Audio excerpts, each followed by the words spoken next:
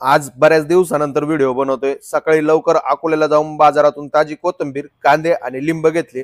सूर्यांची धार कमी झाली होती म्हणून त्यांना पण धार लावून घेतली, म्हणजे मटेरियल कटिंगला सोपं जातं। बाजरीचं पीठ संपलं होतं, ते घेऊन टाकलं। आपल्या चुलीवरच्या रॉयल काळा मटण रस्सा आणि बाजरीची भाकरी म्हणजे विषय हार्ड कार्यक्रम।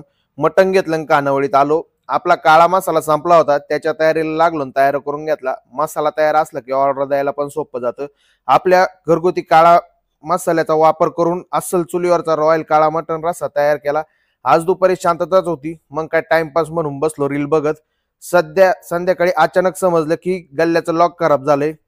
काही तर पैशांचा विषय म्हणून गल्ल्याचं नवीन लॉक घेऊन आलो, बसून घेतलं। काल सोमवार असल्यामुळे खानावळ बंद होती। आपल्या तंदूरला पालकचा मसाला लावला, तंदूर पेटून घेतला, म्हणजे संध्याकाळी मस्त रोट्या भाकरी चिटकतील। अचानक फोनवरती ऑर्डर आली की 1 किलो आरआरचं चिकन घ्या। लगेच फ्रेश चिकन घेतलं। आपल्या शेजारी चिकनचं दुकान आहे, चिकन फ्रेशच मिळतं। अर्धा किलोचं फ्राय आणि अर्धा किलोची भाजी असं पार्सल द्यायचं होतं। मग काय, कधी येत आहे आपल्या दुर्वेश मराठा मटण खानावळीला भेटायला। धन्यवाद।